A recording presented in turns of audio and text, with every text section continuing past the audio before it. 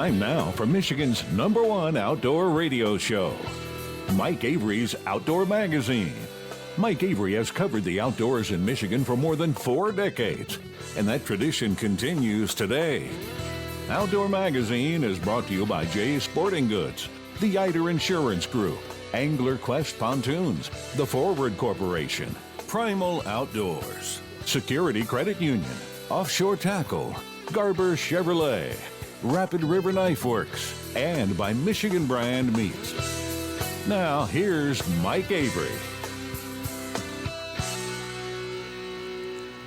Well, thank you, Ken Hunter, for that introduction, and welcome to another edition of the Outdoor Magazine radio show right here on the Outdoor Magazine radio network on more than 30 radio stations across the great state of Michigan. And so glad to have you along with us as we jump into another month, the month of June. Again, how did it get to be June? It's Avery, you're sounding like a broken record. I know, but time is just flying by so fast. And because it does that, I think that we should remember to just step back and take a deep breath and look around and enjoy and take advantage in a positive way. And just get outside, get on the water, get in the woods, get in the fields, and relax and have some fun and take advantage of what our state has to offer. This is the time of year. Make those memories. Make those memories not just for yourself, but for your family, your friends, your kids, your grandkids, your coworkers. Take somebody out in the water who's never been out there before. I have never, ever taken anybody out on the Angler Quest walleye fishing on Saginaw Bay and had them go, that's not really, I didn't like it. Never.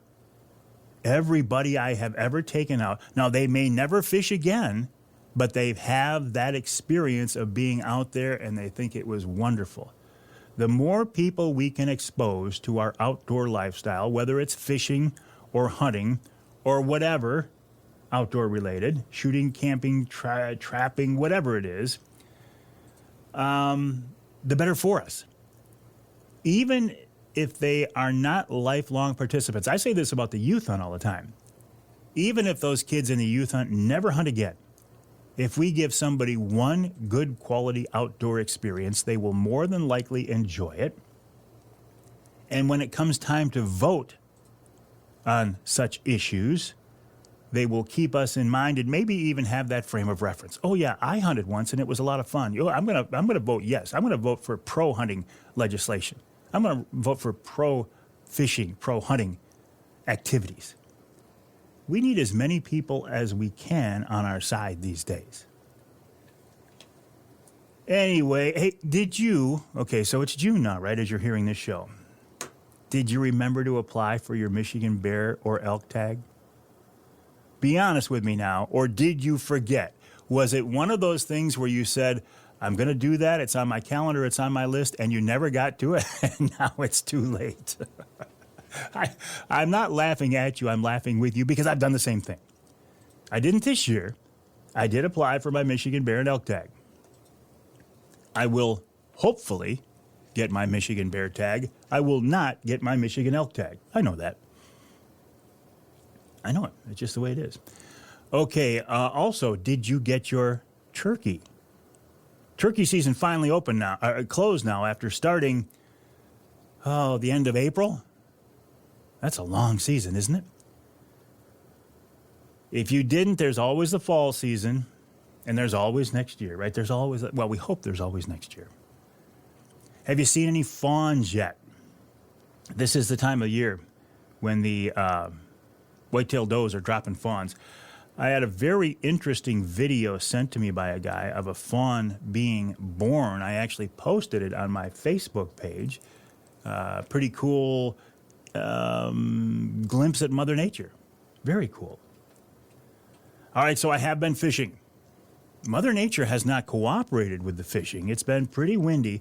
In fact, if you'll remember, if you've been here before, one of the things I always say is never cancel a hunting or fishing trip based on a weather forecast, because things can change. Well, we had a kind of a related experience here last week. My son James and I were going to go fishing, And I left the house real early because I wanted to get over to the boat and get some rods and stuff and, get her all set up. And he texted me and said, hey, look at this. And he texted me a wind report from the buoy out there on Saginaw Bay that looked like it was a full-blown hurricane. I mean, I'm exaggerating intentionally. He said, there's no way we're fishing today.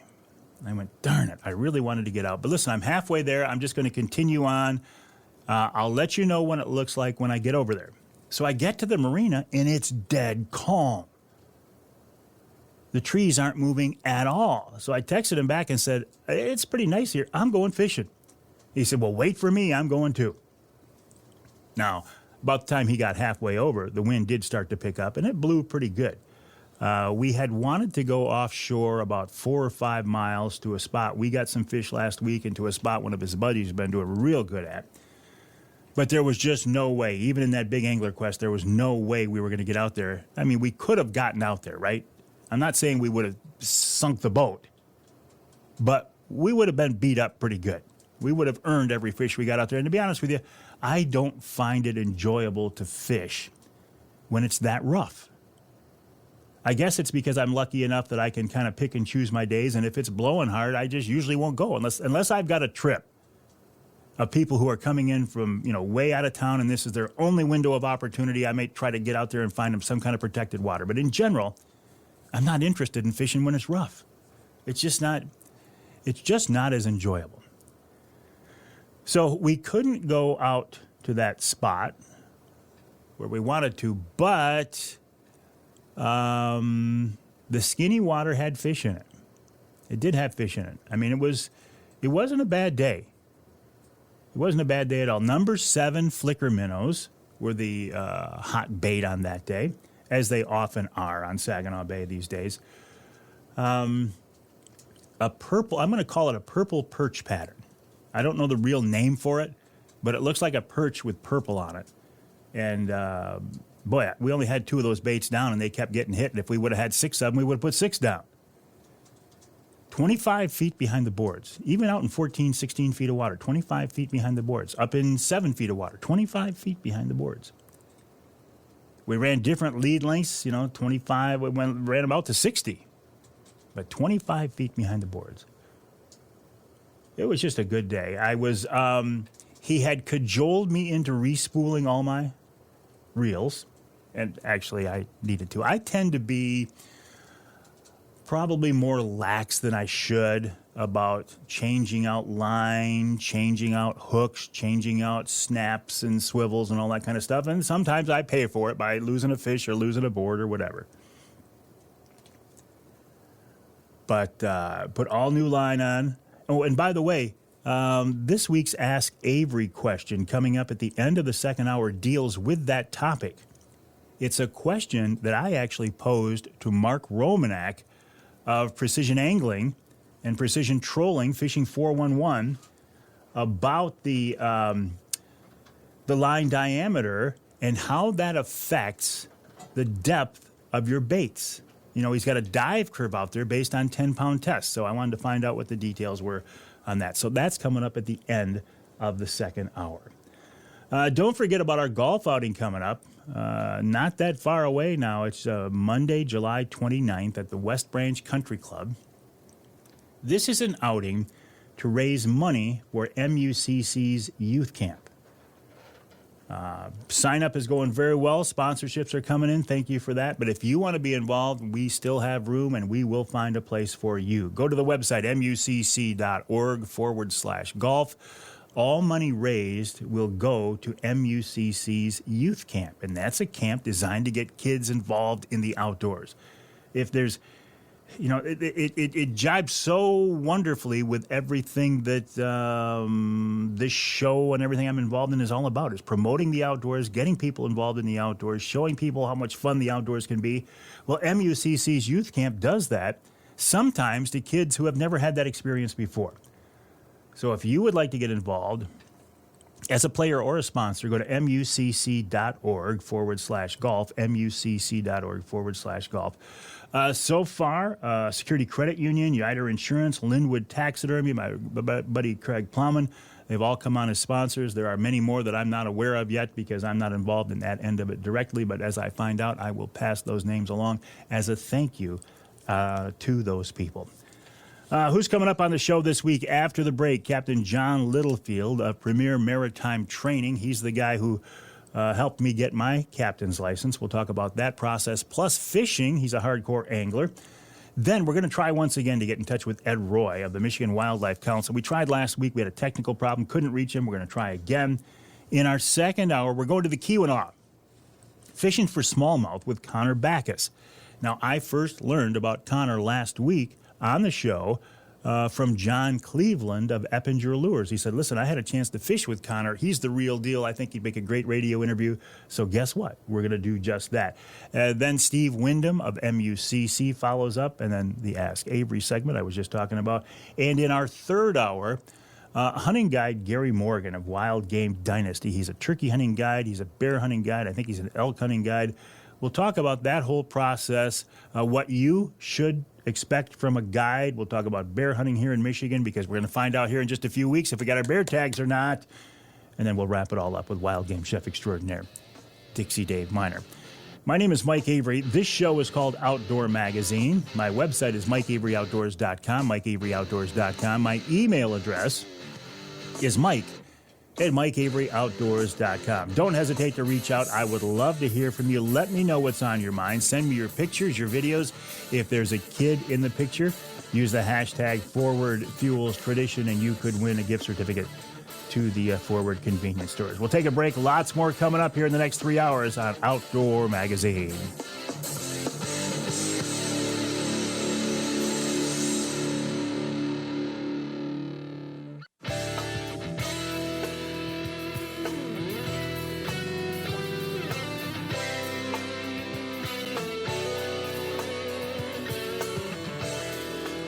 You can hear the Outdoor Magazine show in Alpena on WZTK. That's 105.7 FM. You can hear us in Sandusky on WMIC 660 AM, 95.3 FM.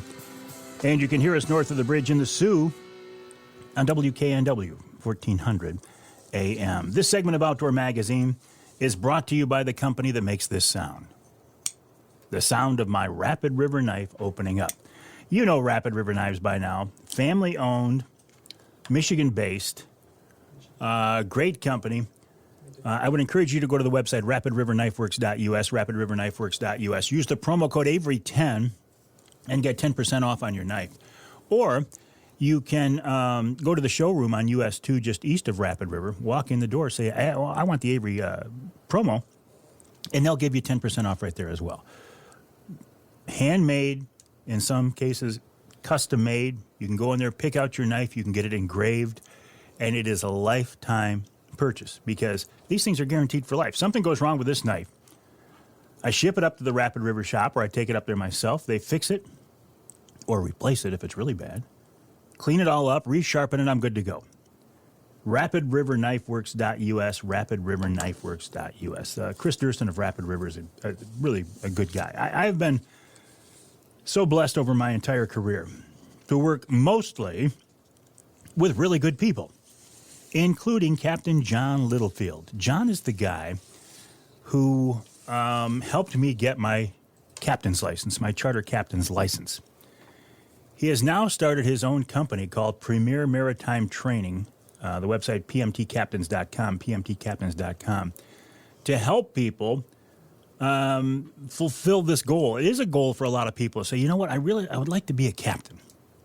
Well, I want to get John on the phone line here to talk about that process and a little bit about fishing as well, and he has graciously agreed to give us some time this weekend. John, welcome back. How are you? I'm doing good, Mike. It's always a pleasure to have the chance to chat with you. Well, I enjoy our conversations. First of all, have you been fishing? What have you been doing? Well, actually, just a couple days back, we got back from a little family vacation to the Eastern UP. We stayed up at a buddy's place. He's got Island View Resort up in Cedarville. We were there for a week around the Eastern UP doing a little variety, a little pike, a little smallmouth, a little trout and salmon. So that's what I've been up to.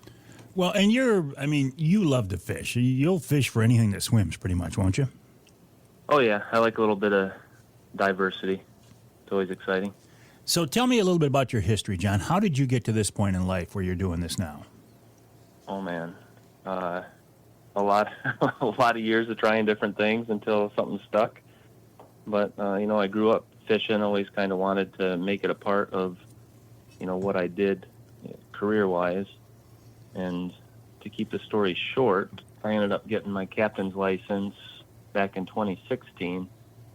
And through that opportunity, I started charter fishing a little bit, but I also started teaching the classes for the guy that taught my class. And, that was several years ago. And now this past year, I ended up starting my own business. And it's just kind of one thing led to another. And here we are. And is it going well, John? It's going great. Yeah, I've got a small team of capable instructors. I've got 3 instructors plus myself, and we have classes all over Michigan, doing some in Florida as well. And, it's growing. You also, at least for a little bit, were first mate for Lance Valentine, our mutual friend Lance. Yep, that's a big piece of what got me into, especially anything fishing industry related. I have to give some credit to Lance for, I was working for him kind of behind the scenes, but he also made an effort to introduce me to a lot of the right people that, in this small of an industry, knowing people is everything, getting into that small circle. Every time I talk with Lance, either in person or here on the show, I learn something. That guy's a wealth of information. So to you to sit at the back of his boat for a summer, that was probably a pretty good learning experience. We had a great system, he drove the boat and I ran the lines, and we have a lot of great memories from that. I think it was 2 or 3 summers I did that for him. Oh. And, yeah. I've got a guy that drives my boat. His name is Otto Pilot. yeah, Lawrence, is that his name? His name is Lawrence. We call it. Yes. Yep, that's him. Yeah, I call mine Susie. She's on the back, pushing me around. I like my autopilot because it's like having another person on the boat to steer for you, but they don't smoke your cigars and they don't get in the way. Yep. Yeah. I don't use a first mate on my charters nowadays, and that's 100% because I have an autopilot, so I can do all the stuff that I need to do without having to steer the boat as much as you'd have to without. The guys over at Apex, before I had one, they said, "Man, once you get one of these, you'll never want to fish without it," and it's true. But there's a lot of gear these days. I mean, when we look at these boats we go out on these days and the equipment and the tools and technology we have, it's a far cry probably from even what it was in 2016 when you got your license. Oh, yeah, for sure. Electric downriggers are, they've been around forever, but once you make that switch, you never go back. The Fish Hawk is one that I would never take back. Once you got it, you'd never fish without it, but the autopilot for sure. Fish Hawk is what? Speed temp at depth? Yep. Yeah, I use it mostly just for the trout and salmon stuff I do on the big lakes. It could be useful for walleye too. I just don't use it as much. So let's talk more about the school. Premier Maritime Training, pmtcaptains.com. What is the process of getting that captain's license? Well, the process starts, you can accrue sea time because the Coast Guard requires that you've got 360 days of time on the water, and you can go back until your 16th birthday to start getting that time. So that's probably the first thing, is making sure you've got the sea service experience before you take the class. But most people that take our course, they're diehard fishermen just like you and me, and sea time is no problem for them. And then the next step would be taking the class.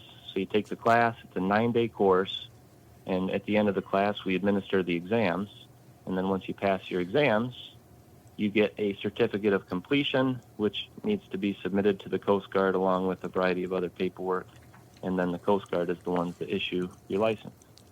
Well, the fact that you can offer the test, that's a big deal. We don't have to go down to Cleveland and do it separately. We can do it right through you. Yep, that was a big thing when, to get our Coast Guard approvals to do what we're doing. The reason it took it took almost 2 years from the time I started to the time I got final approval. And the biggest reason was that we're going to be administering the exams. So the Coast Guard watches over everything we do. They audit all of our paperwork, all of our, the time that every student is in the classroom, everything. So, yeah, it's a big deal, and it saves people having, like you said, going down to Ohio to schedule multiple days of testing down there when they can just get it done closer to home. Well, and you also mentioned that, there is some paperwork involved. That's an understatement. There is a ton of paperwork involved in this. Well, it's not bad when you've seen it as much as we have, but yeah, it can be daunting to somebody who's never done it before, but we, do our best to make sure that it's as, seamless as possible. So every day I've got students emailing me their paperwork, and I go through it with them and make sure it looks good before they send it off to the feds for, final approval. Yeah, I remember sending off a pretty good sized packet of information, and you did that for me. I sent you an electronic version. You went through it all. I had to change a couple of things or update a couple of things. But it's that type of guidance that I think is invaluable, because I know you do this every day. I did it once in my life. I'd never done anything like it before. And it was a very daunting experience, not just the class and the test, but the paperwork as well. And to have somebody like you, John Littlefield, over my shoulder helping me out, it was a lot of help. And I've talked to a lot of people who have been through your classes, and they say the same thing. Yeah, we love doing it. I mean, it's fun to watch people come into class that have a dream or an ambition or something they want to do with their license, and now I get to follow those guys on Facebook, watching them be successful with their license. Who are the people that come to you? Well, it's kind of regional, to be honest with you. Around the Great Lakes, we get a lot of fishermen, but I think people assume that our class is only for fishermen, which is far from the truth. We get a lot of people that do any type of sightseeing, cruises, and any instance where they're taking money for driving the boat, you have to have it. So, towing, all these towboat U.S. boats you see, every one of those guys has a captain's license. To be honest with you, we get a lot of people that just have always wanted it. They've spent their life on the water, and it's kind of a bucket list item for them. So we get a lot of people like that, too.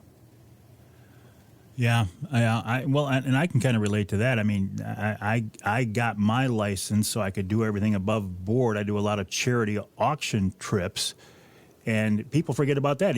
If you auction off a trip, even for a charity, and you take people out there, even though you didn't get that money has exchanged hands, and to be above board, you should be licensed to do that.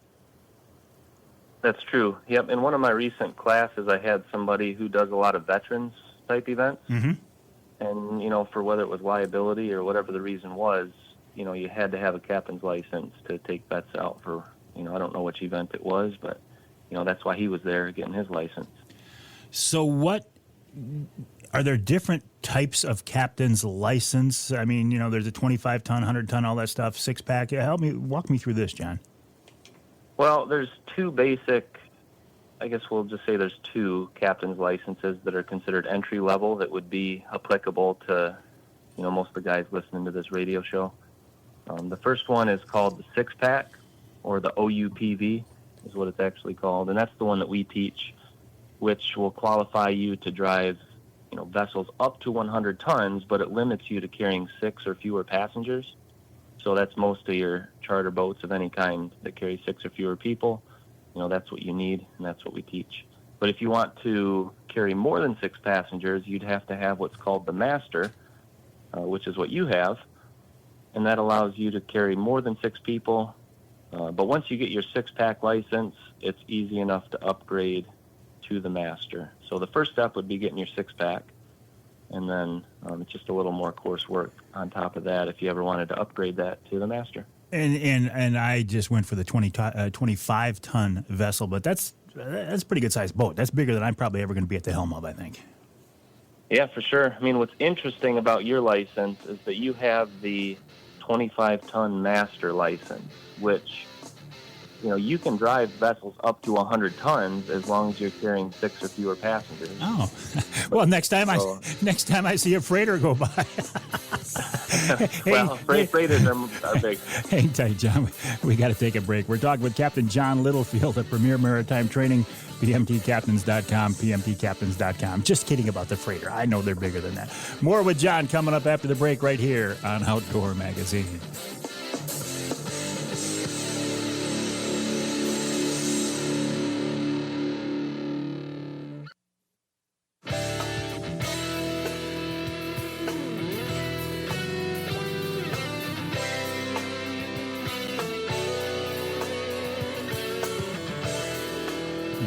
hear the Outdoor Magazine show in Battle Creek on WBCK 95.3 FM. You can hear us in Carroll on two stations, WKYO 1360 AM and WIDL 92.1 FM.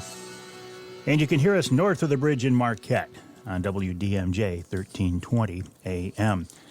This segment of Outdoor Magazine is brought to you by Premier Maritime Training. If you've ever wanted to get your captain's license, I think this is your best bet. Captain John Littlefield taught my captain's class, and he can help you become a licensed charter captain as well. Go to the website, pmtcaptains.com, for more info, pmtcaptains.com. And in fact, I'm talking with Captain John Littlefield right now. John, the way your classes are set up is there are multiple locations around the state, right? So the odds are somebody can find a window of opportunity and a location that's going to fit their schedule. Yeah, that's correct. I mean, Southeast Michigan is kind of our home base, so that's where we hold the bulk of our classes. We've got one a month going on Southeast Michigan year-round. But we also do, Bay City, Ludington, and Cedarville. But, this past January was our first, that's when we opened the company. So that was our first class was this past January. And I'm hoping next year to be able to offer a little bit more expansive options for people that might not have a class close to them, this year. So you say it's a 9-day class. That's including testing, right? Yep. So it's 8 days of instruction, and the 9th day is almost all testing. What is included in that instruction? What do you teach people? Well, probably the two biggest things we teach, the Coast Guard navigation rules, which is a handbook, and it covers all the sound signals, right-of-way rules, lights, shapes, that type of stuff. That by itself is its own exam. And then the other big one we teach is the charting, with the big nautical charts, learning to plot courses, calculate ETAs, figure out the current, all that fun stuff. That's the bulk of it, but we also cover safety topics, PFDs, man overboard maneuvers, the buoy system. So it's quite extensive. The navigation system with the lights and stuff at night. I mean, you would show us a piece of paper or a screen up on your projector, black, with a series of lights in different positions, and we had to tell you what type of vessel that was and from what direction you were looking at it from. That's kind of crazy. That's kind of crazy. Well, it's cool that you can actually do that. And if you ever fish at nighttime or out there on the water at night, you realize how important it is, because that's all you see are lights.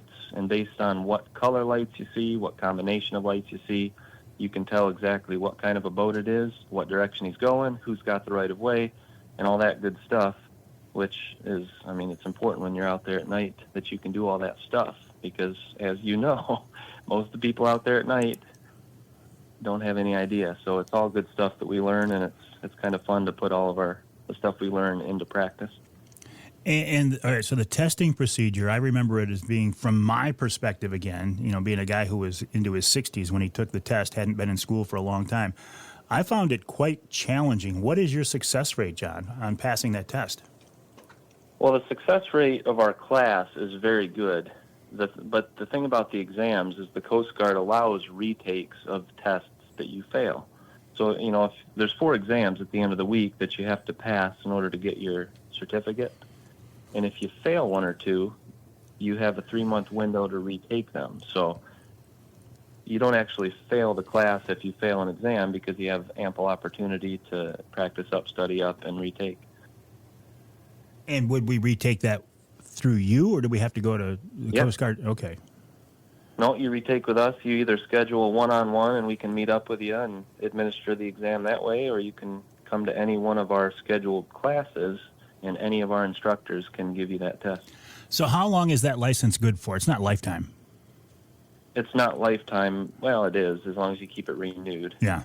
But it's good for 5 years, and then every 5 years you have to renew, which is mostly just a matter of paperwork, which, if you take the class through us, we help you through that process every 5 years, too. Okay, well, pretty soon I'm going to be coming back to you and say, John, how do I renew? Yeah, that's good. Just before you called me, I was helping somebody out with a renewal, so. We do it all the time. Again, I think it's a great service that you offer, and it's not just for fishing charter captains. It's for anybody who's going to take somebody on the water for hire. That's right. Yeah, we get a lot of guys, too, that they're getting ready, toward retirement age, and they are looking for maybe a part-time retirement gig. And, we know lots of people who have companies or whatever that are looking for captains. So if you maybe you don't know what you want the license for, we're happy to help you find opportunities for you to use your license as well. It's just one of those things that because I spend a fair amount of time on the water, I just feel better having that in my pocket, having that qualification, having that certification. I think it's something that a lot of people could benefit from. Mm-hmm. Yep, just knowing the stuff that we teach would be beneficial to anybody that spends a lot of time on the water, especially the Great Lakes. Well, Captain John Littlefield, I appreciate you. First of all, as I've said so many times, I appreciate you basically walking me through that class and helping me get my license. And I appreciate you joining us this week here on the show. No problem, Mike, anytime. Captain John Littlefield of Premier Maritime Training, the website pmtcaptains.com. That's pmtcaptains.com. John is the guy who taught my class. He's the guy who got me my license. And if he can get me a license, he can get you a license too. pmtcaptains.com. We'll take a break here in the Outdoor Magazine show. When we come back, we're going to try once again to talk to Ed Roy of the Michigan Wildlife Council and their Here for Generations campaign.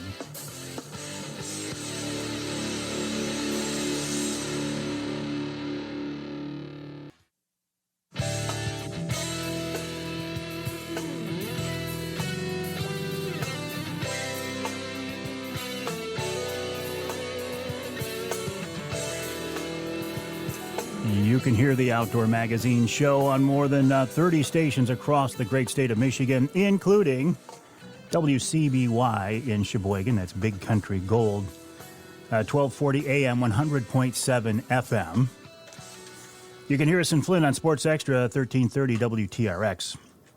And you can hear us north of the bridge in Escanaba on WCHT, 600 AM, 93.5 FM. This segment of Outdoor Magazine is brought to you by Matt Smith, Outdoor Realtor. Matt, good friend of mine, longtime friend of mine, and he can help you turn your dream into a reality. Check him out online at Matt Smith Outdoors. He's an expert at finding recreational properties and vacation homes. And by the way, if you're looking for a new home as your primary residence, you have him, John? We do. Okay.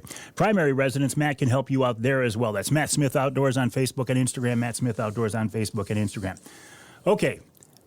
I will apologize right now to Ed Roy because we gave him the wrong time. That's why he wasn't waiting for us. Ed is with the Michigan Wildlife Council Here for Generations campaign, here for mioutdoors.org, and he's with us on the Outdoor Magazine phone line. Ed, welcome back. And again, my apologies. I did give you the wrong time.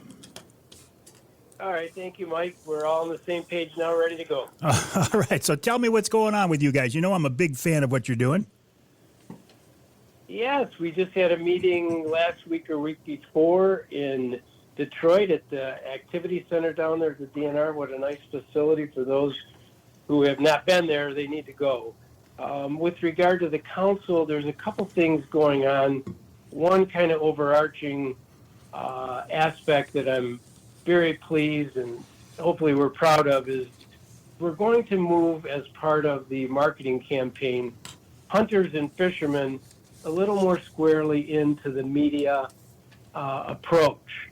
And that's a long way to say that historically the Wildlife Council has been a little bit deliberate, maybe a lot deliberate, of not having the message be too overt to the public with regard to guns, harvesting game and all that, but we're moving now in that direction to make hunters and fishermen more a centerpiece in that approach.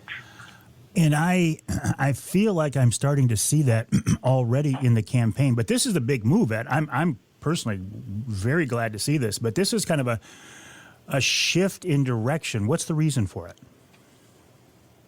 Well, Good has done a wonderful job over many years doing the market research and testing to see how receptive the public is to different ways to promote hunting and fishing and all of our charge under the statute.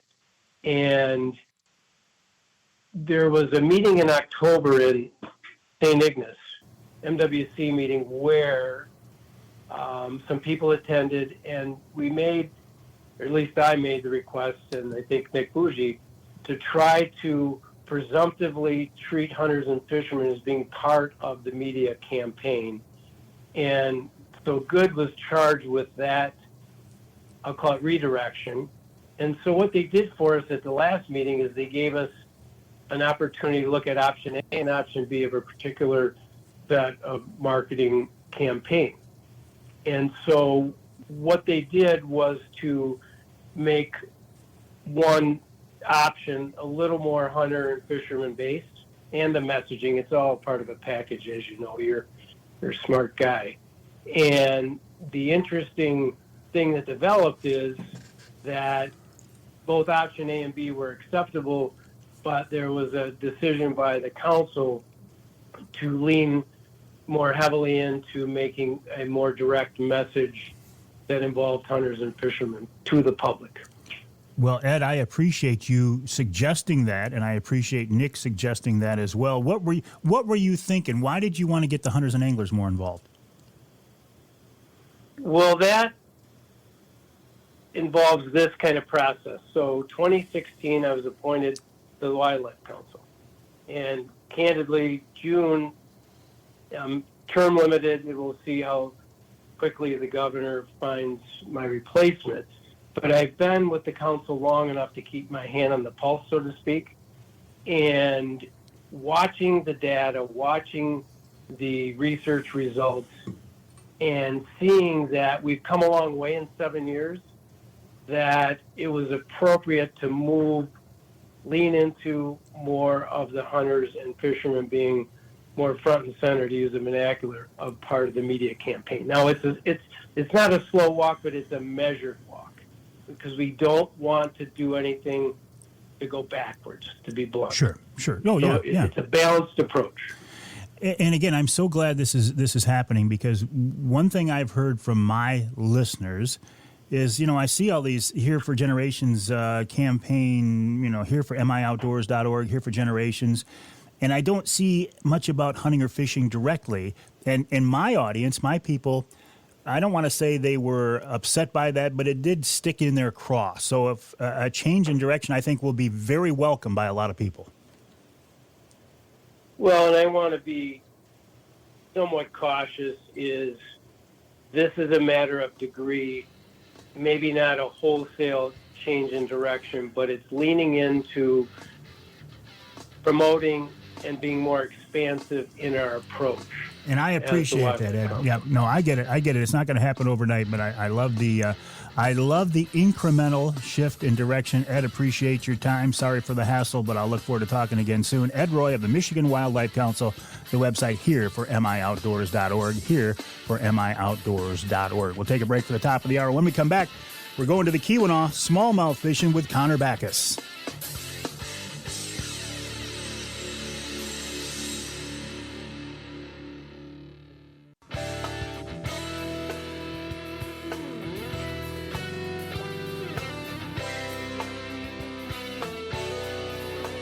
Time now for Michigan's #1 outdoor radio show, Mike Avery's Outdoor Magazine.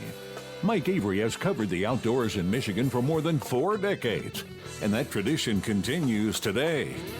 Outdoor Magazine is brought to you by Jay's Sporting Goods, the Eider Insurance Group, Angler Quest Pontoons, the Forward Corporation, Primal Outdoors, Security Credit Union, Offshore Tackle, Garber Chevrolet, Rapid River Knife Works, and by Michigan Brand Meats. Now, here's Mike Avery. Indeed, this is the big guy, Mike Avery. Thank you, Ken Hunter, for that introduction, and welcome to hour number 2 of this week's Outdoor Magazine radio show on the Outdoor Magazine Radio Network. On more than 30 radio stations across the great state of Michigan, and so glad to have you along with us. as we welcome the month of June. Again, I know, I'm sick of hearing you say it, Avery, but how did it get to be June already? It is, did you remember to apply for your Michigan bear tag or your Michigan elk tag? Did you get your turkey this season? The reason I bring those up now is deadline's over. Turkey season's over, and you can no longer apply for a Michigan bear or elk tag. You can, however, apply for a pure Michigan hunt, and if you win that, you would get your bear and elk tag anyway. Going back to the radio show, I do believe the best way to listen to the content of this program, if you can, is on your local radio station, your local AM or FM station. If you can't, if your local station doesn't carry all 3 hours of the show, or if you live in some part of our state, and there's only a very small part of our state, not covered by the broadcast signal of the radio show, there's always a podcast. You can hear the podcast version of the radio show on my website, MikeAveryOutdoors.com. It's on my Facebook page, and it's on everywhere else you can hear a podcast. Amazon Music, Audible, Twitter, now called X, LinkedIn, Apple Music, Google Play, iHeartRadio, SoundCloud, Spotify, TuneIn, Stitcher, Player FM, Deezer, Odyssey, many, many more, and even YouTube. Yep, I put the audio version of the show up on YouTube. A lot of people are putting video versions of their podcasts up. We experimented with that a few years ago. I think we were just a little bit ahead of the curve on that one, and I kind of walked away from it. But honestly, to put a video version of this radio show would be kind of boring. Be me sitting here at the microphone in the studio talking for 3 hours, and I don't think that's a good idea. I do like podcasting, though. I do monthly podcasts for Offshore Tackle, Angler Quest Boats, and Primal Outdoors. This week here, in fact, when we're done in the studio, we're going to talk with the man himself, Bob Ransom of Primal Outdoors, for this month's podcast. You know Bob is the guy who started Ameristep. Now he is involved in Primal Outdoors, the makers of that Wraith 270 see-through ground blind that I love so much, and the new Harvester blind that Bob and I talk about. Anyway, you can hear that on their website, primaloutdoors.com, my website as well, and on the Facebook page as well. Last week here on the radio show, I was talking with John Cleveland of Eppinger Lures. And he said when he was up north here recently for a Michigan Outdoor Writers Conference that he fished with a young guy. He said, Mike, you got to get this guy in the show. His name is Connor Backus. And John said he's just an outstanding angler. Well, I did a little research on Connor, went to his website and checked him out, and the guy is legit. He's the real deal. He and I have never talked on the radio show before, but I think he might become a regular guest. Connor, welcome to the show. How are you? Hey, I'm doing good. Thank you for having me. It's a real pleasure. So, Connor, you are up in the Keweenaw, right? Yep. Yeah, pretty much 15 miles north of the Houghton area. And I basically guide throughout the whole Keweenaw. What a beautiful part of our state. It really is. It is. It's kind of, I don't think the bass fishing's quite as good as down by you guys, but it's all right, I guess. Well, the scenery can't be beat. Yeah. Yep. That's true. Do I hear water lapping against the side of a canoe or a boat or something? Yeah, hopefully it's not too bad. I'm out on the water right now getting ready for a guide trip tomorrow. So. Yeah, not only is it not too bad, it's wonderful. I'm glad to hear that, but I thought this guy's hardcore. He's out on the water even today, so good for you, Connor. Yep. So, John, tell me a little bit about yourself. You're a young guy still, right? Yeah, yep. I'm 23. I've been guiding for 3 years now. And yeah, got my captain's license when I was 21. And yeah, just have been guiding ever since and plan to keep doing that for as long as I can. So, Connor, this is wonderful to talk to a guy of your age, to have the qualifications that you are and the that you do, and the goals that you have. This is very, very impressive. I mean, has this been a dream since you were a kid, or is this something that came up in high school, or what? Yeah, it came up in high school. I was big into sports my whole life, and then kind of towards the end of my high school career, kind of started to transition into bass fishing, and I've just been hooked ever since. It's just kind of, I don't really know what started it, but I just love it. Can't really explain it. Now, you've got no largemouth up there. It's all smallies, I suspect? Yeah, it's mainly all smallmouth. There is some largemouth lakes, but I'm kind of more mainly addicted to smallmouth, and that's really what my clients want to fish for. So that's mainly what I target. When I think of the UP, I think of trout, walleye, pike, and maybe muskies. Bass doesn't come to mind, Connor. Yep. Yeah, no, I'm with you. It's kind of a blessing and a curse. It helps just not having 100 boats on the water every day, fishing for them. But wish they were a little more well known, so more people would kind of get interested in bass fishing up here with me. But I think it's really on the rise up here. I think within the next 5 to 10 years, it's going to be probably the predominant species. It's already kind of trending that way. Like in our lakes, I feel like there's more bass than walleye now. So that's the way I see it anyway. Well, and 10 years from now, you will have positioned yourself perfectly to take advantage of it. Yeah. Yep. Yep. How is bass fishing? And I don't know how much experience you have bass fishing downstate, but just from what you know of it, how is bass fishing up by you different than downstate? So I would say they just don't get quite as big. Like you see 7-pounders and stuff getting caught downstate, and we have a lot of like 4s and 5s, and then like an occasional 6. So they don't get quite as big. But I would say the numbers are about the same. And like we have, like you go out there and catch 20 pounds for your best 5, so we don't quite get to like 25-pound days and stuff. But I would say really just the top end size is just probably the main difference. And are you likely to see any other bass fishermen out on the water when you're out there?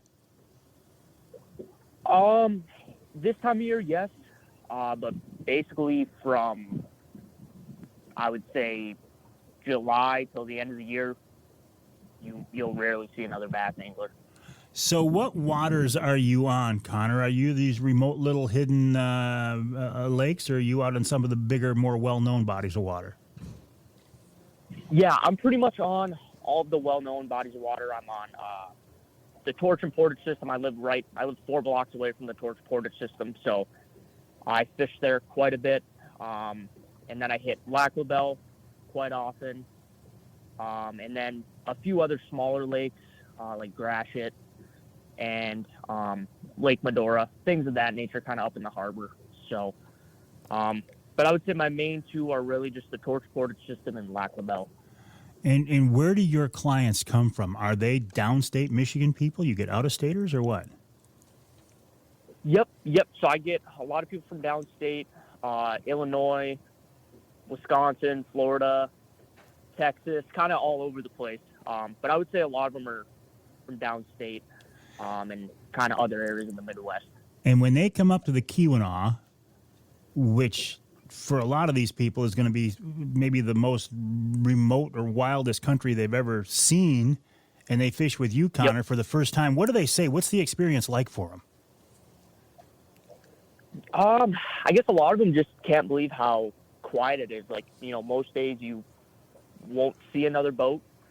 And yeah, a lot of them are just kind of surprised at the smallmouth fishing. It's kind of, it's really just not really publicized, so you just would never guess it can be as good as it is in some of our trips. So we're talking with Connor Backus, his website, ConnorBackusFishing.com. Connor is CONNOR, ConnorBackusFishing.com. Connor, I got to take a break here in the Outdoor Magazine show, but I got a lot more to talk about. Can you stay with me? Yes, sir. Make sure you catch a couple of fish during the break, will you? I'll try. All right. Connor Backus, ConnorBackusFishing.com, ConnorBackusFishing.com. Again, this is a guy, a young man that John Cleveland of Eppinger told me about on last week's show. I respect this kind of passion. I respect this kind of initiative out of a younger person to jump in, no pun intended, into this business with both feet like this. And I have a feeling you're going to be hearing a lot about Connor over the years coming up. I got to take a break here in the Outdoor Magazine Show. When we come back, we'll wrap up our conversation with Connor. Then Steve Windom of MUCC, plus this week's Ask Avery question. It's a question I posed to Mark Romanek about using a heavier diameter line to troll with. Does it screw up your dive curves? That's a little inside baseball right there, isn't it? More after the break right here on Outdoor Magazine.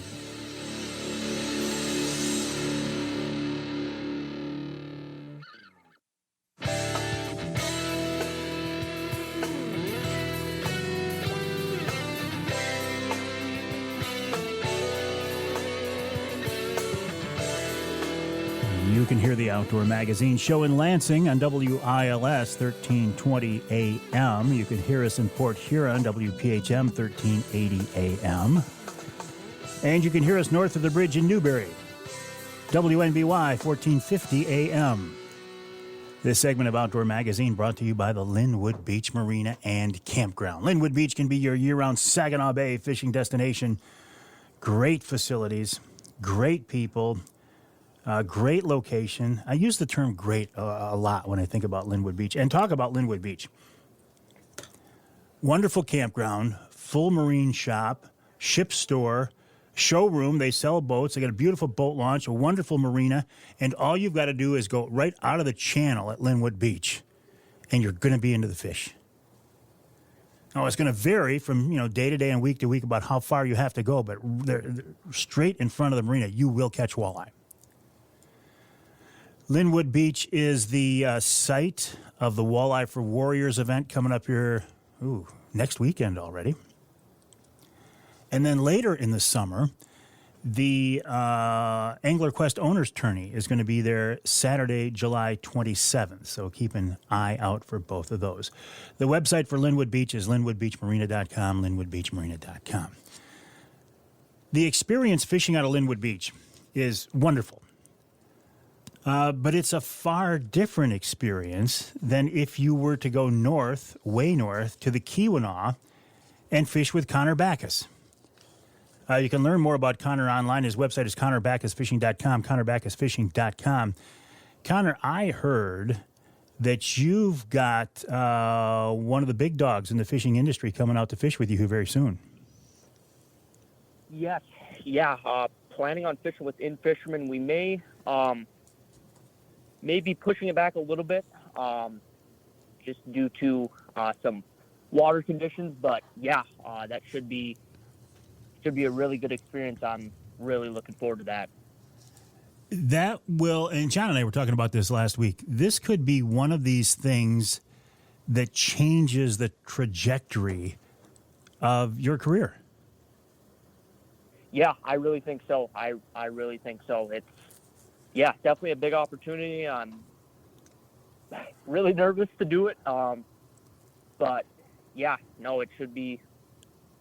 I think it's exactly that. I think it's going to change a lot of stuff for me. So let me give you some advice from an old guy to a young guy. When you're doing something that makes you nervous, that's good because you're pushing yourself. If you never got nervous, you wouldn't be pushing yourself and you would never get ahead. So it's good to be nervous, buddy. Yep. Yeah, even before my guide trips, I'm still nervous. I really just, every trip I just, want to make sure it's an amazing experience for my clients, and I, work hard to provide that.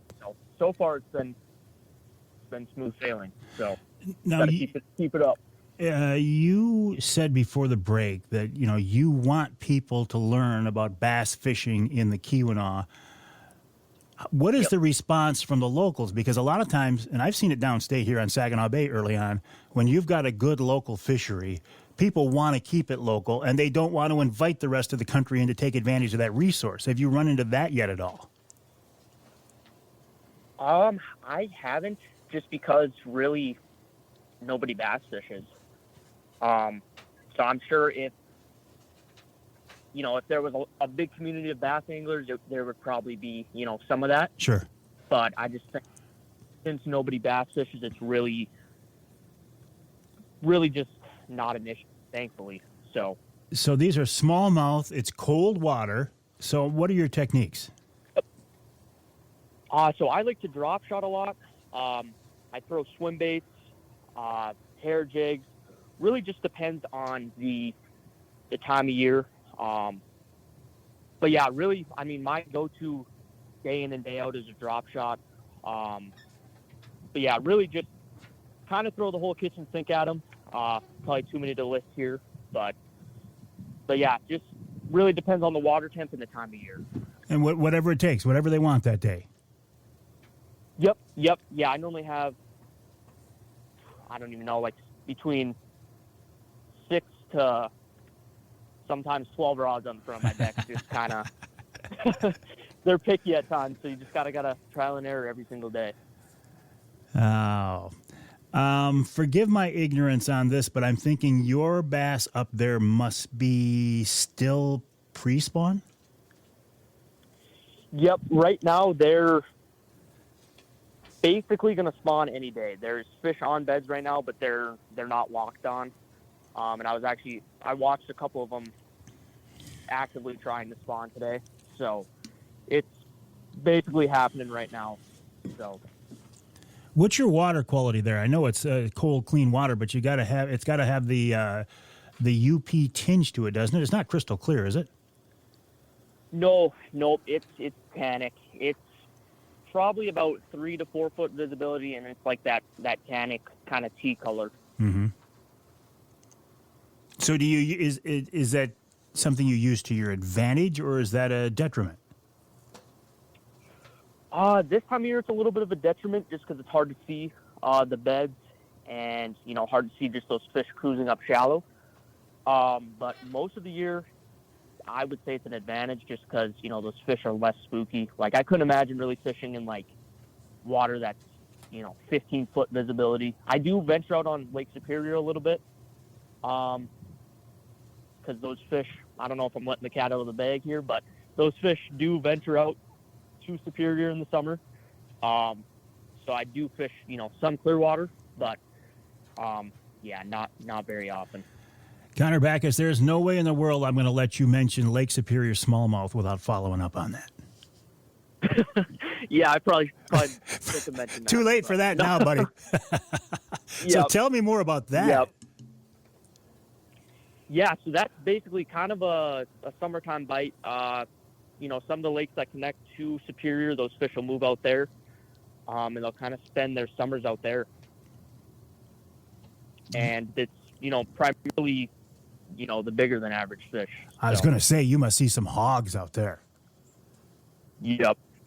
5 to 6. Like, that's basically as big as they get up here.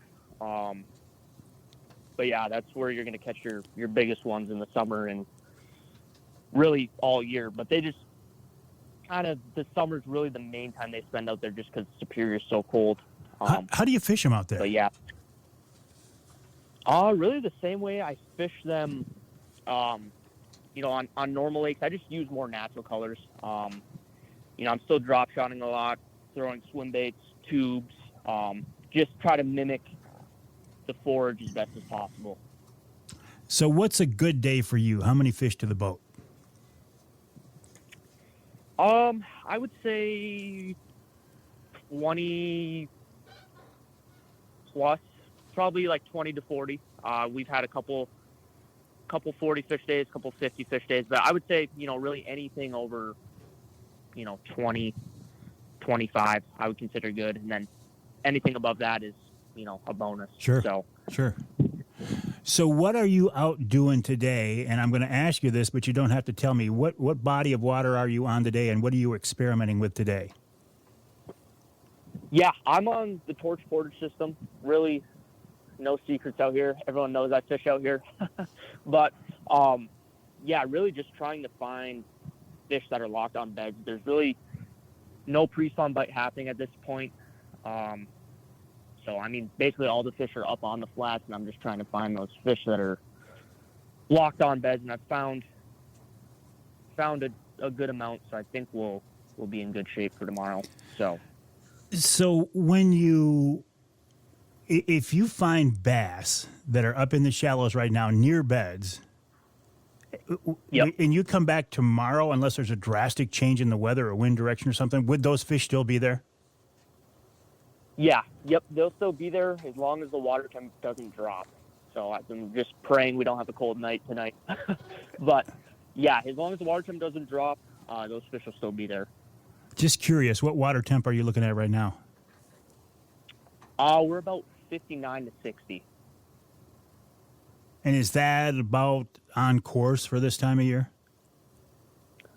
We're behind this year. It's normally, at the very least 60, pushing like 65, and the spawn's normally pretty much in full swing. But yeah, it's just we haven't had too many warm days, so it's kind of delayed a little bit. But I think the fish are still starting to do it anyway, regardless, just based on the time of year. But it's definitely not in the full swing yet. So is that good for you to have a late spawn to keep those fish up in there where you know they're going to be longer? Kind of. I really, honestly, don't like fishing the spawn, if I'm being honest. Sure. Kind of just forced to do it. I really enjoy the post spawn though, when those fish pull off and they're hungry. That's starting to become one of my favorite times of the year. But yeah, it's kind of just, after all these years, the spawn is just kind of a drag, if I'm being honest. Just all right, no, fair enough, and I appreciate that. So listen, when you're up there in the Keweenaw, you're targeting these smallies. Do you often or ever hook into a big walleye, a big pike, maybe even a muskie? Yeah, yep. We hook into big pike quite a bit. Like they get 40 plus inches up here. We don't catch 40 pluses all the time. Like sometimes I caught one this year by accident. And then you'll catch the occasional walleye too. We don't really have muskie in our area. There's a couple Lake Superior run muskies that make their way, in and out of some of these lakes. But for the most part, it's really just pike and walleye that you'll catch incidentally. So when is the in-fisherman crew coming in, and are they going to do a written piece, or are they doing a TV piece too? So this one's going to be a TV piece, and that's supposed to be June 4th and 5th. We may push it back a week or two, just so those fish are a little more locked on. But we'll see. We're kind of just taking it day by day right now because it's changing so much. But I think mainly just a TV show. Wow. Well, hang tight, Connor. In Fisherman comes in, features Connor Backus on a TV show. Your phone's going to light up. I'm hoping so. I just gotta, make a good performance, and yeah, we should be good. I'm sure it will be good. I'm looking forward to that too, Connor. I will keep an ear out for that, an eye out for that. I'll send people to your website, ConnorBackusFishing.com, ConnorBackusFishing.com. And listen, I got your number now, so you can expect it. You and I will be talking again if you don't mind. Yeah, perfect. No, I really appreciate you having me. Steve Windom of MUCC coming up.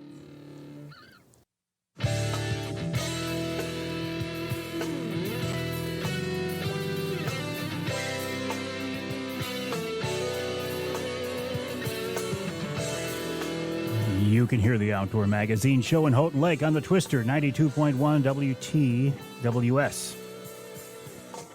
You can hear us in St. Joe on WSJM, 94.9 FM. And you can hear us north of the bridge in Manistee on WTIQ, 1490 AM, 95.3 FM. This segment of Outdoor Magazine brought to you by Killer Food Plots.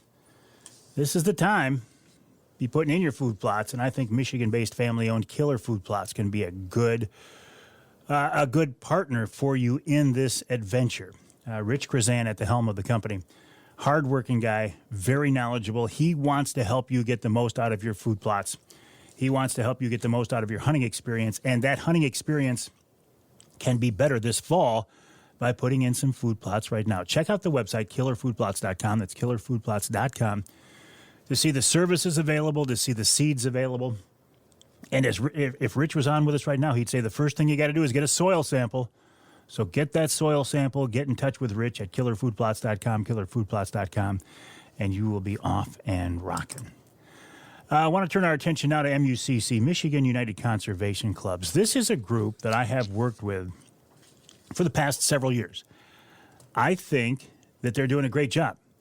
I think we need a group like this in Lansing to keep an eye on things. You and I, and you know, even though this is kind of my business, is trying to keep an eye on things, I can't. There's so many moving pieces, so many people involved, so many issues, so many lobbying groups, so many different facets of these situations. It's hard for an individual to know what's going on. I think MUCC is a great resource for people like us because they are very good at staying in touch with what's going on in Lansing and beyond. They're very good at keeping an eye on the issues that we should know about. And they're very good at getting people involved and engaged in the outdoors. Steve Windom is the, I think, recruitment director for MUCC, and he joins us now on the Outdoor Magazine phone line. Steve, is that the actual title? Director of Development and Membership, Mike. Well, I was somewhere close in there. It was like kind of the same thing. Definitely. So what's going on, Steve? Man, we have lots going on right now. We've got everything from camp is opening in the next couple of weeks, so camp registration's still running. We've got some new stuff in the legislature right now that's exciting to talk about. We've got our West Side Charity Shoot. We've got our golf outing with you. We've got all kinds of stuff. We got OTG taking place all over the state, so we have everything to talk about today. Okay, so youth camp, can families still sign their kids up? Are there still openings? Yeah, actually, youth camp still has openings available. Also, the Riley scholarships will close on June 1st, so you have a couple more days left to actually apply for a scholarship if you need one. We have open scholarships still available, and you can register for many of our weeks still have openings throughout the summer. And legislative issues, what's going on there? So we just had a really great bill pass out of committee on Thursday of last week, which is expanding the youth mentor license to those with developmental disabilities and special needs, and that's going to be on the floor Thursday, the 30th, tomorrow, and we're looking for that to pass as well. Now, where did that come from? I get the reason for it, excuse me, and it makes a lot of sense, but what was the impetus for this? Who came up with this? Yeah, we were connected with some of the bear groups and some of the hound guys, and there was a mother who came to us as well and said, hey, you know, I have a special needs adult child that, and this is for anyone who can't pass the hunter safety course. We know that right now the youth mentor license ends at 9 years of age. Then you have that apprentice tag to bridge the gap. But, you know, most kids will start taking their hunter safety at 9 or 10 or 11, and then they'll be licensed hunters.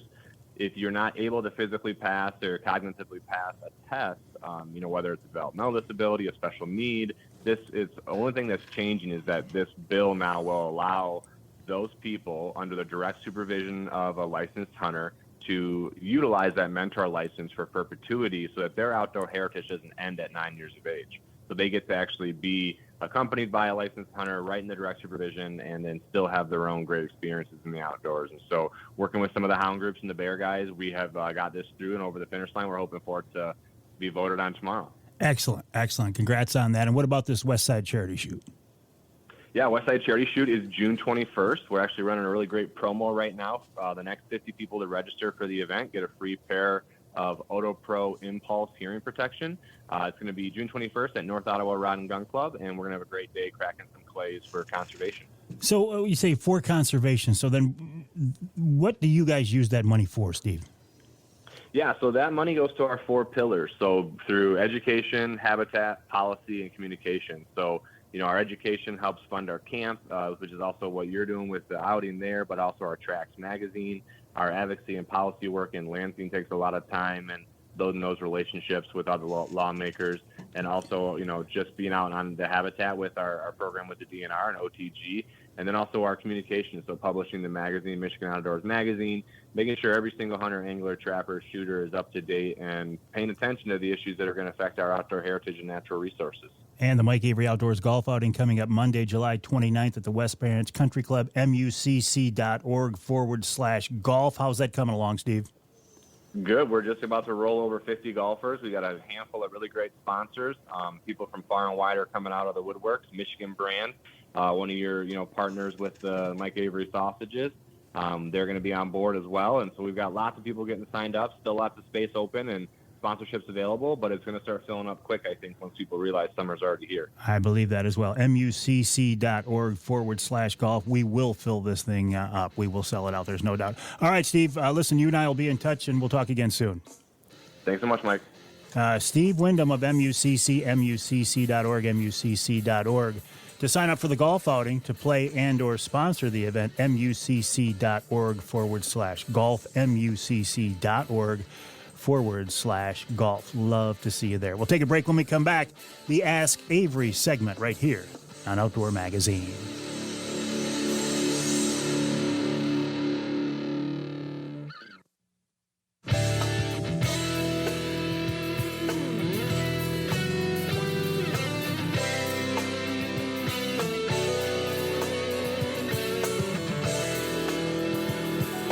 You can hear the Outdoor Magazine show in Houghton Lake on 98.5 WUPS.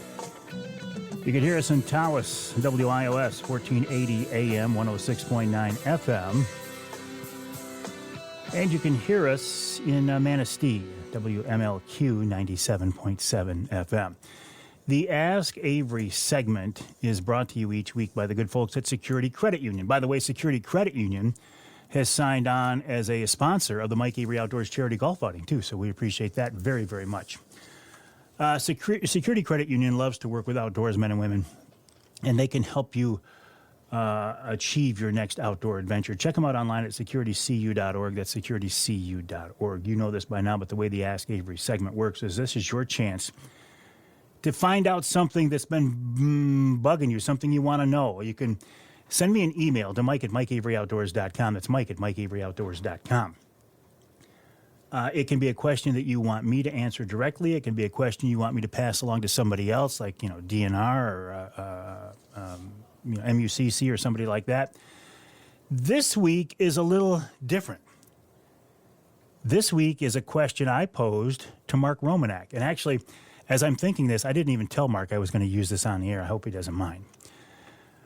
But it was a quick tech question. For folks who troll, you know about the Precision Trolling app.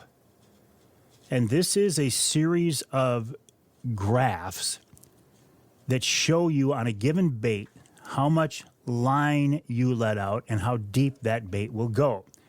It is extraordinarily useful for trollers. And all of the testing is done on a 10-pound test line or line of the same diameter, so you get the same resistance going through the water. So if you have a given diameter line, if you increase the size of that line, there's going to be more resistance in theory, and the bait won't dive as deep. So here's the situation I had that caused me to go down this rabbit hole. I always spool my reels with 10-pound test, usually Trilene XT. My son James brought over a big spool of 15-pound the other day, and he said, hey, if you do this when you're fishing with people who don't, have a lot of experience, you're going to be less likely to break off. And I get it. It makes complete sense. Absolutely. Yes. Thank you, James. So he bought me this big spool, and I'm thinking, well, I really don't want to screw up my dive curves, but I run in such shallow water. Is it really going to make a difference? So here's the text I sent to Mark. He said, hey, Mark, quick tech questions. I know your dive curves are based on 10-pound mono. How much effect would 15-pound XT have on those depths? I say, I'm thinking not much in the shallow water I fish. Mark's response is, years ago, we did a conversion chart. It was complicated, so we discontinued using it. In short, we discovered that increasing the pound test one size averaged about 2 feet of overall depth loss compared to 10-pound test. So using 15-pound test, which is 2 sizes, right? Because you got 10-pound, 12-pound, 15. So you're increasing 2 sizes, would shave about 4 feet off the maximum dive depth of most baits. At short leads, The difference in diving depth is minimal. It is only the long leads where you start to see measurable distances or differences. He said, I hope that helps. Mark, that helps tremendously, and it verifies what my son James said, and it reaffirms what I was thinking. If you're only letting out 25 feet of line, if you're only letting out 40 feet of line, 50 feet of line, it's really not going to make much difference to go to a little bit bigger diameter line. Now, some of these people who are really into trolling and who have this thing dialed in, they would take this to the next level and say, no, absolutely not. This is going to make a difference. I'm not going to run it. Or they would figure out their own conversion table or whatever. For me, it's certainly close enough. And if I can run a little heavier test and break off fewer baits and lose fewer fish, I'm all for it. So now I've got a mixture on the Angler Quest. I've got some of the reels have 10-pound XT and some of the reels have 15-pound XT. And I don't think it's going to make a difference at all that I'm going to see as far as the depth of the baits. But what it will do by having the new line on the reels will give me more confidence. James, my son, was on the boat with me the other day on the Angler Quest, and he said, you need to swap out your lines. You need to respool. Well, I know. And then he looked at my baits. He said, you need to replace some hooks. Well, I know. I just don't take it as seriously as I probably should. So last time we were out, he brought a bunch of hooks, and he replaced a lot of the hooks on those flicker minnows. I love flicker minnows, but the hooks that come on those things from the factory are absolute trash. They are junk. Berkeley, what are you doing with... I know what you're doing. You're saving a few cents at every bait. They're worthless. They break off, they bend, so we put better hooks on them. And now I did respool with a brand new line. See, what I'm doing, though, is I'm limiting my excuses for losing fish. If I got new line and better hooks, my excuses are starting to go away. Thank you, Security Credit Union, for making each week's Ask Avery segment possible. Check them out online at securitycu.org. That's securitycu.org. We'll take a break for the top of the hour. When we come back in our third hour, we're going to talk with Gary Morgan, a hunting guide from Wild Game Dynasty. I want to see how his turkey season went. I also want to look forward to bear season. And, of course, we'll wrap it all up with Wild Game Chef Extraordinaire Dixie Dave Minar. That's coming up in hour 3 of this week's Outdoor Magazine.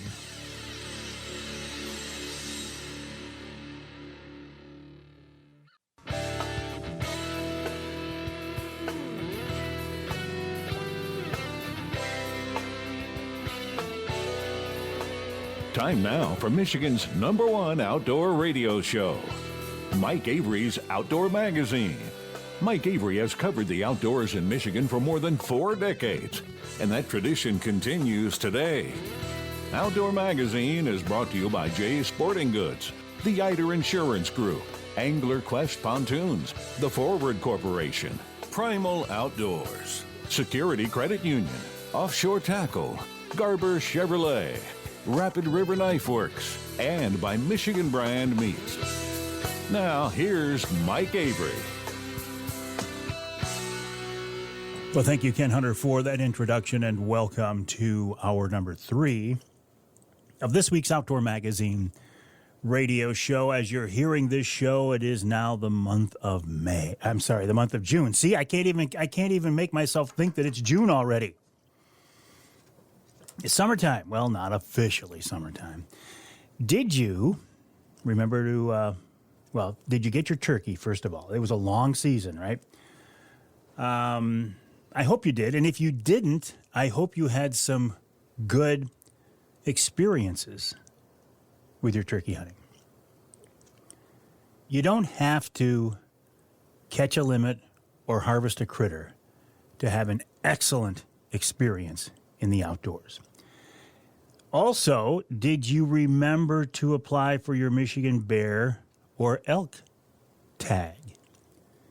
Maybe you'll get a bear tag. You won't get an elk tag. I'm just telling you that right now. You won't. I won't. Nobody will. Well, somebody will.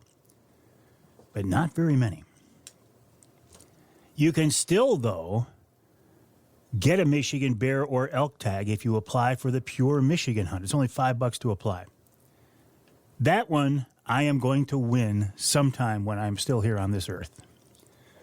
I may be too old to go out and take advantage of it, but I'm going to win that sometime while I'm here.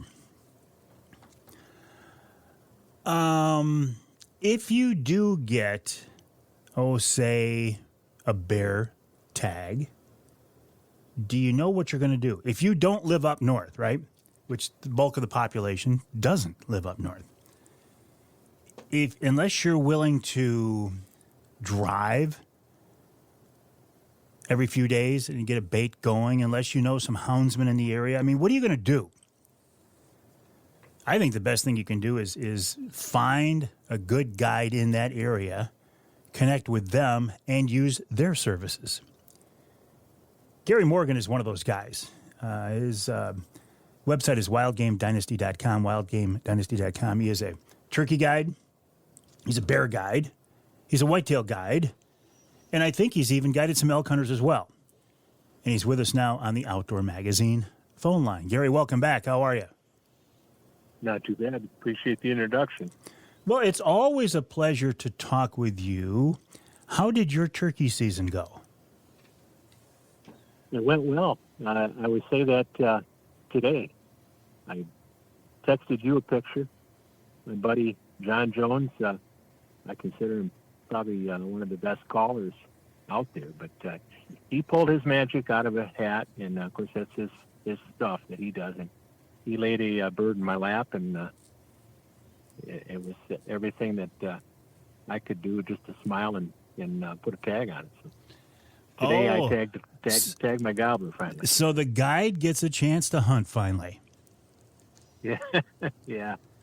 Well, if I had my choice, there's always a couple guys out there. I know there's a bunch of good ones, but hey, I reached out to a friend of mine, and John obliged, and I appreciated his efforts. Nice. Yeah, he did a fantastic job. Gary, how did you end up here? I mean, former law enforcement, you worked in insurance for a while. How did you end up where you're at today? Well, I had an easy schedule. I say that really because I was self-employed, and you kind of handpick your days off, and of course I had some people that I know, we'll call them friends. This is, hey, can you just run some bear bait up to a couple of spots? We'll settle up later. And pretty soon I was doing that for 3 or 4, then 5, and pretty soon you have to realize that if you're acting like, we'll say, a commercial guide, you have to have the credentials to support that. And so I reached out to our Department of Natural Resources, of course, up in the Upper Peninsula. It'd be the federal authorities, and confirmed that I needed a guide's license, and it just kind of hit the ground running with that concept in mind. Speaking of that guide license, it reminds me, I got an interesting email from a guy a couple of weeks ago who was hoping to get his bear tag this year, and in preparation for that, he was reaching out to different people who had guided bears in the past in the UP, and his experience was that none of these people were going to be guiding this year because they didn't want to go through the hassle or the expense of getting that new Michigan guide license. Any thoughts on that, Gary? Yeah, I appreciate you bringing that up because I guess I would somewhat echo those sentiments. I had the privilege of talking to a couple of guys, more so on the houndsman side of things. I mean, we were all bear hunters when we were doing that. We were pursuing the black bear, I guess. And I think they supported some efforts to bring this into the mix of having more of a, some official qualifications to become a guide. I supported that to a certain point. I guess we all came to an agreement that we just didn't want to put all kinds of restrictions on some very well-intended efforts, qualified efforts, and maybe saddle them with a big bill that maybe the state of Michigan might impose on somebody to become a guide. Anyways, it took a long time, and, we all made our efforts down at the state capitol testifying, and it was nice to see that really the NRC, I think, saw it properly and said, we need to do something. We just don't need to saddle good-minded people with a bunch of restrictions, etc. So But at the same time, if you're a person that guides for 5 days out of the year, maybe guiding for friends, but there's enough of them to now you've stepped into the commercial guide, stipulations really, and you got to pay some money. You got to take a course for safety efforts and life-saving efforts, CPR, first aid type thing. But I think really those people that are bowed out, maybe we're on their way out. But I think a lot of them will rebound and say, I can step through that hoop. It's not that difficult. But for the first time, it's kind of a pain in the rear end, we'll say. Yeah, yeah. And I look at it I can see both sides of this, but I'm going to go back to a conversation I had earlier in the show with me getting my captain's license, my charter captain's license, so I could take people out on the bay and feel good about it and be legal. Yeah. There is something to be said. If you are going to take people into an environment, a situation they are not familiar with, you then at least morally become responsible for their well-being. And so there should be some type of a minimum bar. Yeah, and I think that's where you and I and a whole bunch of people would agree. And really, I was opposing it on the front end of this thing. I thought, oh boy, here we go.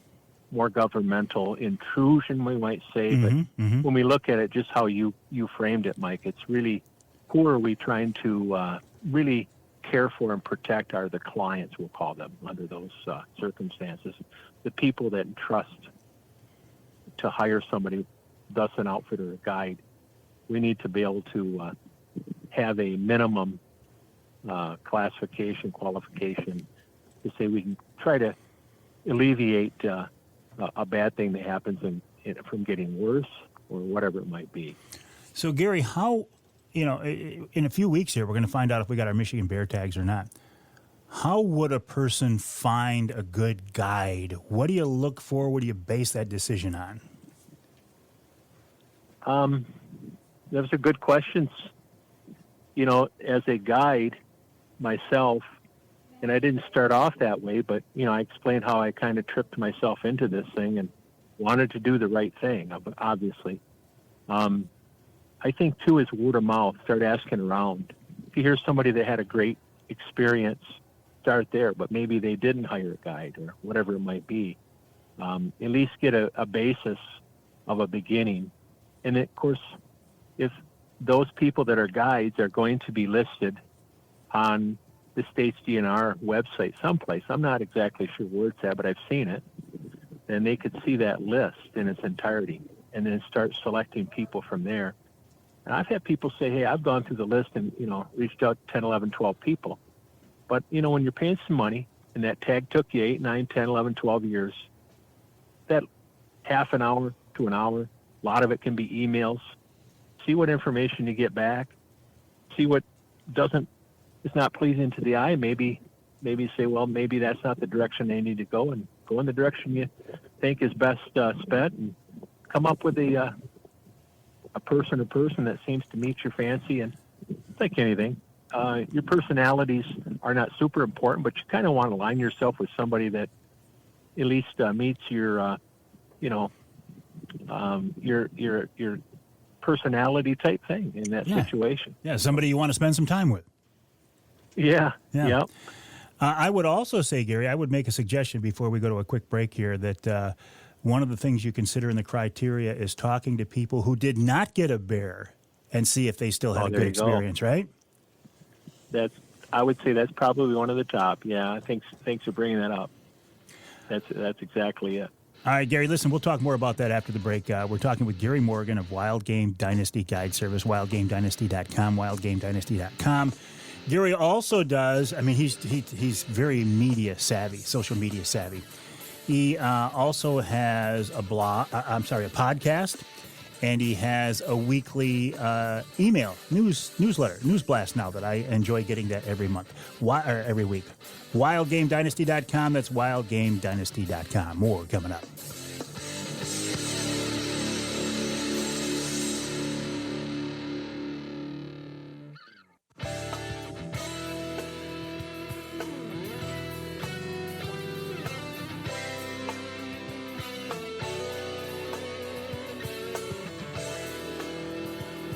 can hear the Outdoor Magazine show in Holland on WHTC. That's 1450 AM, 99.7 FM. You can hear us in Ludington on News 97.98, 98.7 WLDN. And you can hear us north of the bridge in Iron Mountain, WMIQ 1450 AM. This segment of Outdoor Magazine is brought to you by VersaSkins. Just change your skin for the season you're in. Why buy a bunch of different sets of hunting clothes when you can buy one good quality set and snap on and zip on an outer shell of a different camo pattern in less than a minute?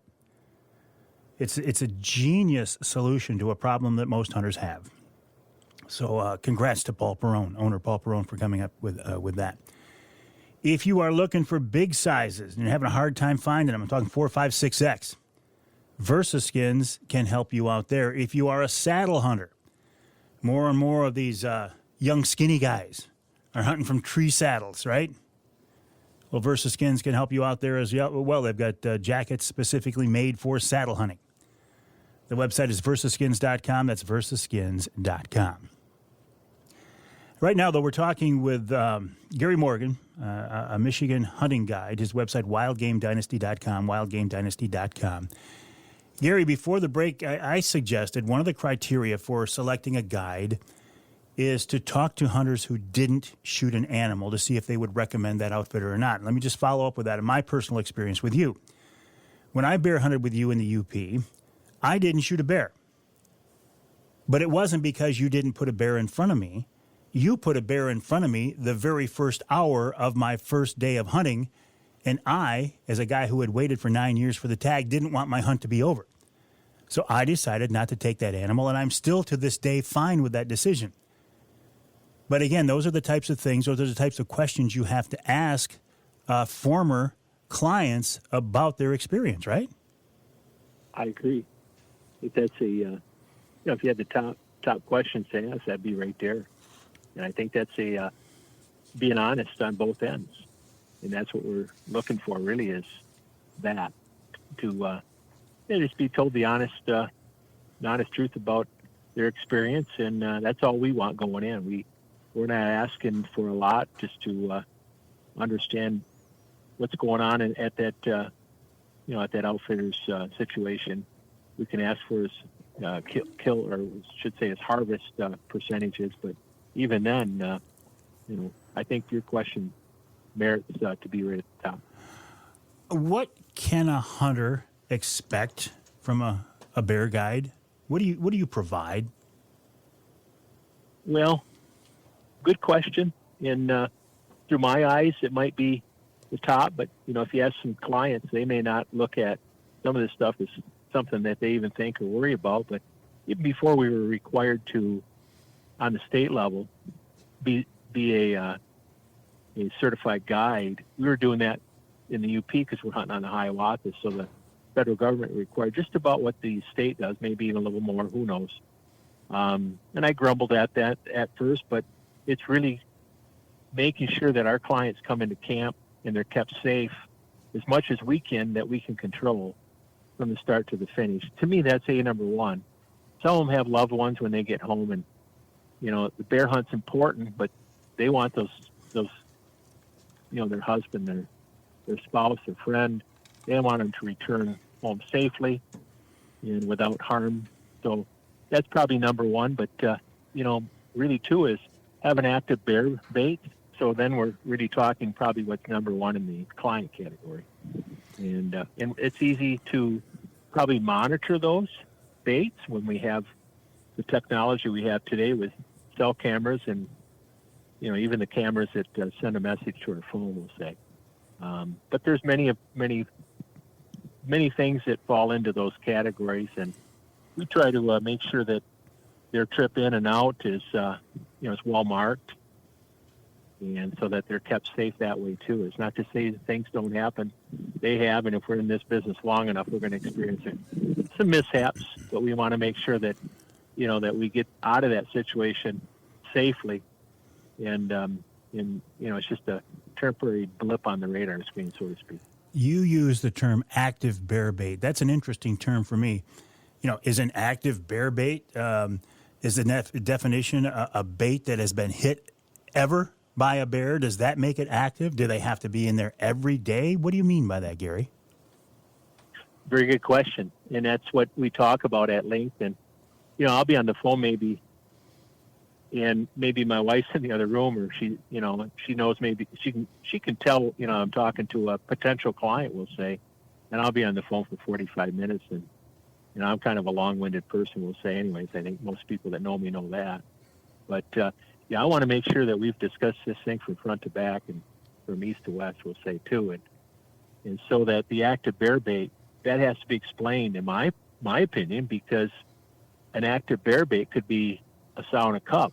But I always tell people, or clients, potential clients, our active bear baits are bears that we think are target baits, or could be a target bear. So we'll say we'll have 4 or 5 bears. That's not unusual. 2 or 3 is probably quite common. If there's a sow and a cub that showed up on trail camera a couple of times in the last week, it's not that I'm okay with it. I'm okay with it so that the client knows well above what's going on. So as long as that there are some decent boars in there, and a decent boar might be 180-pound, pretty much state average boar that's coming and going on a regular basis, probably on a 4 out of 5 days showing up consuming that bait. I like to see 4, maybe 5 bear coming into every bait. I don't know about every day, but some of them coming in every day, and maybe some of them visiting, 3 out of 5 days. That falls into my category of active bear bait. 180 pounds. I think, like whitetails, hunters tend to overestimate the size of these animals. Yeah, I agree. It's and there's a lot of ground shrinkage situations. Oh, nothing like a bear for ground shrinkage. Sure is. And we know, and it's been published, they're one of the, if not the most difficult game animal to judge probably in North America. Whether is this a 180 pound, or is this a 220, or is it maybe a 280? We're very fortunate where we're hunting that we spend an awful lot of time. I've already been up there fine tuning some spots. We're not baiting. It's not that time of year for that, but there's always a ton of stuff to do. And I'll put out cameras, especially on the private property ones, and get an idea what's out there. But so much changes between now and September, so it gives us some ideas, and those are always fun pictures to share with potential clients, anyways. So, 180 pounder. That's not a huge bear, but it's a nice bear, and it must be pretty nice because it is right around the state average for a black bear to be harvested. So how do you get a new bait started? Or at this point, are you running baits that you've already ran for years? Yeah, that's our best bear bait, in my opinion. Almost hands down is last year's, or the one that we've been utilizing for the past several years. It really has nothing to do with the bait, although it does, but it's the location. We're trying to refine our locations, and I'm sure a lot of guides do that. This isn't new for me. So if we're looking for that whitetail spot, we don't just, it's pretty, so let's put a stand there and wonder why we're not seeing, a deer. Same with bear. There are a lot of criteria that we put together and see that that's going to be a probable, excellent spot for bear activity. Put a little bait there, and do a valiant effort on that. Probably going to be a darn good bear bait. Then once you start baiting, this is a question I get a lot. How often should you refresh those baits? What are your thoughts on that, Gary? Yeah, I have probably 3 or 4 guys that help me, and all 4 or 5 of us got different opinions on that. And it's my opinion, and that's what it is really every day. Now, there are some days where we got really super busy. Maybe we are pulling 2 or 3 bears out in a day, or even the next, into the night. It's going to be kind of tough to keep up that pace. So maybe we'll skip a day, but it's rare. So we do it every day. It gives us an opportunity to to keep that bait as active as possible. And if I'm going in there every day, we'll say, or my guides are to bait, there's a real good chance that's what the bears are going to be kind of accustomed to. So thus, they're coming in every day. We're not putting out, pickup loads. We're putting out, a few buckets. That way we know it'll be consumed that night. And they're going to be after it again the next day, knowing that we bait every day. So kind of that concept. If you are trying to bait every day, and that involves, walking into a bait, lugging buckets of bait, and then also during the season dragging out bears, you don't have to go to the gym at all. I mean, that's a workout right there, I imagine.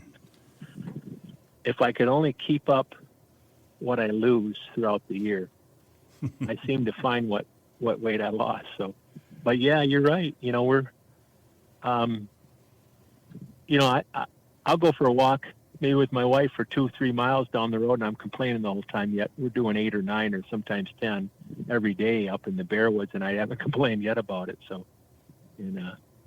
but it's just there's a lot of things out there. You reiterate that week in and week out about how much fun the outdoors provides for us, the opportunities, and it's true with the bear bait. Do we run into other critters, wolves, whatever it might be? Sure, we do at times. Not a lot. It's kind of the rare exception, but it allows us to have good intel on our baits that's fresh and not 3 days ago. Sure. Something happens at a bear bait, whatever it might be. We try to be on top of that so we can, if need be, react to it. Real quick, before I got to let you go, I'm out of time here. Do you still have openings? If somebody goes to the website, wildgamedynasty.com, then can they get in touch with you, Gary? A couple, absolutely. Couple for UP or Northern Lower? Both.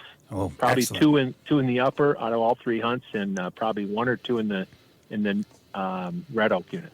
Excellent. Gary, appreciate your time. Gary Morgan of Wild Game Dynasty guide service, wildgamedynasty.com, wildgamedynasty.com. From that website, you can get to the podcast. You can also sign up for their regular email blast as well. Gary Morgan, appreciate your time. We'll take a break. More coming up right here on Outdoor Magazine.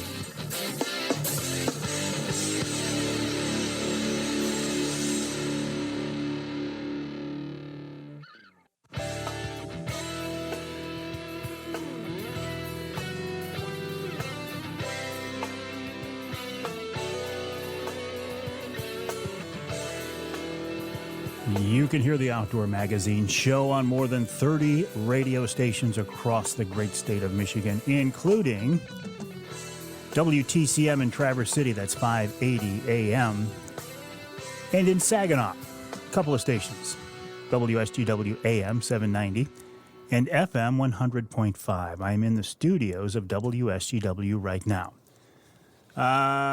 Been working here out of this studio. How many years now, Charlie? How many years has it been? Oh, get out.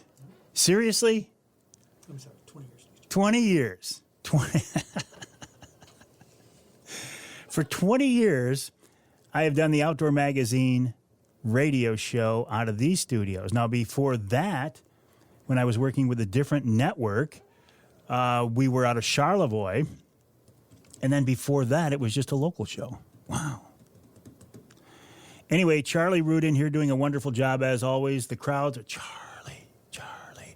And Jonathan Dent started out the show, so John, I got to thank you as well.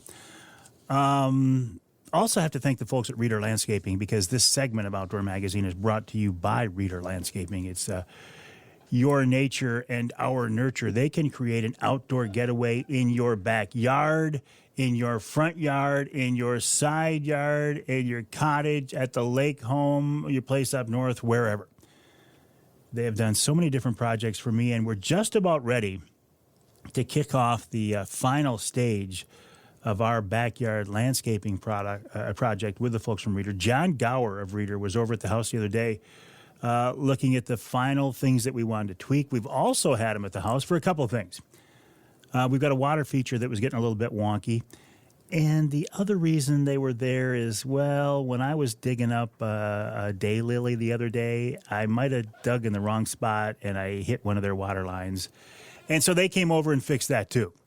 I don't care if it's maintenance, if it's projects, if it's planning, whatever it is, backyard patios, whatever it is, kitchens, outdoor kitchens. The folks from Reader can take care of you. That's readerlandscaping.com, readerlandscaping.com.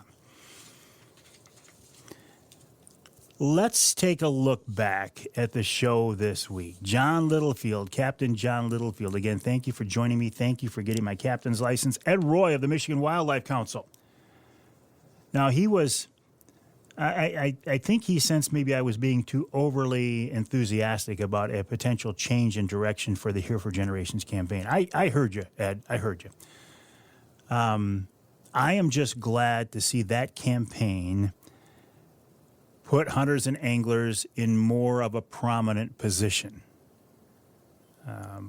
Glad to see that. Get it out to the non-hunting and angling public what it is that we do. And then, of course, in the second hour, Connor Backus, the young guy who is a smallmouth bass fishing guide in the Keweenaw. Keep an ear out for this guy, for this kid. Once he is on In Fisherman Television, he will bust wide open, and you'll be hearing about Connor. Steve Windom of MUCC, thank you, and Gary Morgan from Wild Game Dynasty. Do appreciate that very much. If you are looking for a hunting guide, I can highly recommend Gary. I have hunted with him before. I can also highly recommend my buddy Johnny Bowler. I will be hunting with Johnny hopefully this fall. Both guys do an absolutely great job. Have you seen any fawns yet? If you haven't and you're out, you probably will be. I mean, we're right in the middle of the fawning season. I posted an interesting video. I thought it was an interesting video the other day of a doe giving birth to a new fawn. Really nice, interesting, unique opportunity to see Mother Nature, from that perspective. So that was very, very cool. I do want to see your emails. I want to see your videos, your pictures. Send them to me. Send them to me in an email, mike@mikeaveryoutdoors.com. That's mike@mikeaveryoutdoors.com. Also, the best way to get your Ask Avery questions to me is to send me an email to mike@mikeaveryoutdoors.com. While you are online, I would encourage you to go over to mucc.org/golf. That is how you sign up to play in and or sponsor the first annual Mike Avery Outdoors charity golf outing to be held Monday, July 29th at the West Branch Country Club. Now, we are doing this to raise money for MUCC's youth camp.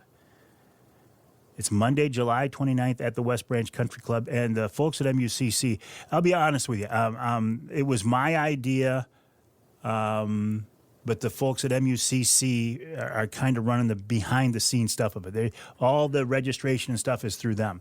And they have set up a very, very easy sponsor tier. You can get involved in this for a very, very reasonable price. The money goes to a good cause. I think it's going to be a lot of fun. Monday, July 29th at the West Branch Country Club, mucc.org/golf. When we get done in the studio here today, Bob Ransom of Primal Outdoors will join me. We're going to talk about what's going on with that company, also their new Harvester blind. Now, the Harvester is supposed to, at least last I heard, supposed to be available to the public in July, which is only, a month or so away, depending on when we're talking about. I was lucky to get one of those prototype blinds. I didn't get it in time to turkey hunt out of, but I did set it up, shoot some video, sit in it.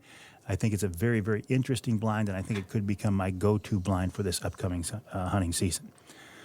Before hunting season, though, a lot of good fishing coming up. I have been on the bay on the Angler Quest. I've been fishing with my son, James. His work schedule is going to get crazy now. He's not going to be available as much, but I've got a bunch of charity charters coming up. So fishing's been pretty good. All we need is for the wind to cooperate. Mother Nature, hear me now, please. My name is Mike Avery. This show is called Outdoor Magazine. My website, mikeaveryoutdoors.com, mikeaveryoutdoors.com. My email address, mike@mikeaveryoutdoors.com. Dixie Dave coming up after the break.